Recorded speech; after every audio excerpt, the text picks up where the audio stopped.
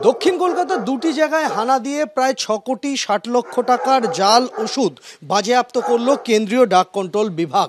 দক্ষিণ কলকাতার ভবানীপুরের একটি গোডাউন এবং তার পাশাপাশি সংশ্লিষ্ট গোডাউনের যিনি কর্ণধার তার বাড়ি দক্ষিণ কলকাতার লেক প্লেস এলাকাতে, এই দু জায়গায় হানা দেয় কেন্দ্রীয় এই ড্রাগ কন্ট্রোল বিভাগের আধিকারিকরা।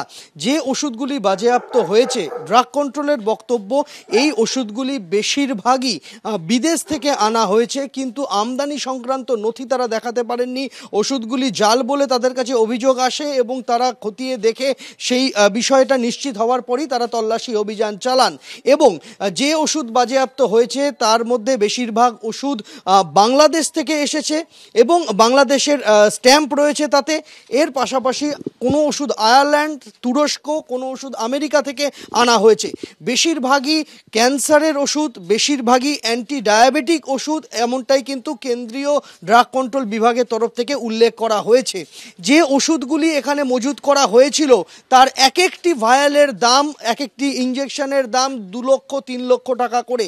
এত দামি ওষুধ এখানে মজুত করা হয়েছিল এবং সেই ওষুধগুলি এই গোটা যে প্রক্রিয়া, সেই গোটা প্রক্রিয়ার মধ্যে এখনো পর্যন্ত তদন্তকারীরা যেটা জানতে পেরেছেন যে তারা সেই সমস্ত ওষুধগুলি নিম্নমানের জাল ওষুধ এবং সেই জাল ওষুধ সংক্রান্ত অভিযোগ পাওয়ার পরই তারা তদন্তে নামেন। ইতিমধ্যেই যাকে গ্রেফতার করা হয়েছে সংস্থার কর্ণধার, তার নাম অরুন্ধতী রায়চৌধুরী। তাকে 14 দিনের জেল হেফাজতে রাখার নির্দেশ দিয়েছে আদালত।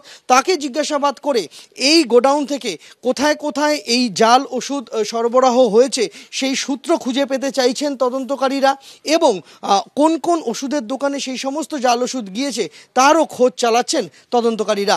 সন্দীপন গুপ্তর সঙ্গে সন্দীপ সরকার, এবিপি আনন্দ, কলকাতা। জাল পাসপোর্ট, জাল নোটের পর এবার কলকাতায় জাল ওষুধ চক্রের একেবারে রমরমা কারবার। কিভাবে সেটা আপনাদের সামনে তুলে ধরবো একের পর এক তথ্য। ভবানীপুরে বাড়ি ভাড়া নিয়ে জাল ওষুধের কারবার, 6.5 কোটির জাল ওষুধের হদিশ মিলল। সেন্ট্রাল ড্রাগ কন্ট্রোল যখন অভিযান চালায় 6.5 কোটির জাল ওষুধের হদিশ মেলে।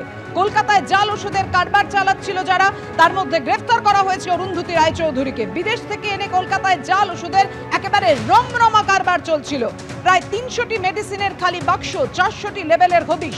ভবানীপুরে বাড়ি ভাড়া নিয়ে অনলাইনেও জাল ওষুধের কারবার চালানো হচ্ছিল। 2 থেকে 3 লক্ষ টাকার জাল ইনজেকশনের হদিশ। জাল ওষুধের একাংশে বাংলাদেশে তৈরি স্ট্যাম্প, অর্থাৎ বুঝতেই পারছেন উদ্বেগের জায়গাটা, ভয়ের জায়গাটা।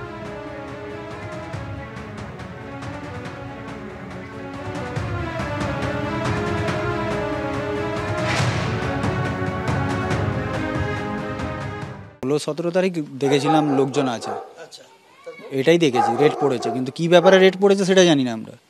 পরে শুনলাম যে এরকম মেডিসিনের ব্যাপার নিয়ে রেট ফেট পড়েছে, কি ডুপ্লিকেট মেডিসিন বগেরা পাওয়া গেছে, এটাই শুনেছি। আজকে শুনলাম নাকি কালকে অ্যারেস্ট করে নিয়ে গেছে, কাকে নিয়ে গেছে সেটা জানি না। রেগুলার কিছুদিন যাবৎ আপনারা দেখলাম যে কিছু ছেলেরা বাইকে বাইকে আসতো, বলতো যে মেডিসিন গোডাউন, তো আমরা নিজেরাই জানতাম না। পরে আমাদের নাম্বার বললে আমরা বলতাম এই গলি। গোডাউন কতদিন সেটা তো বলতে পারবো না, আমরা তো শুনছি প্রায় মাসখানিক ধরুন না, যবে থেকে এই আপনার 16 তারিখ থেকে রেট পড়লো সেই থেকে আমরা জানতে পারলাম। না না, হ্যাঁ পুলিশ এসেছিল, অনেক অফিসাররা এসেছিল। বিশ্বজিৎ দত্ত।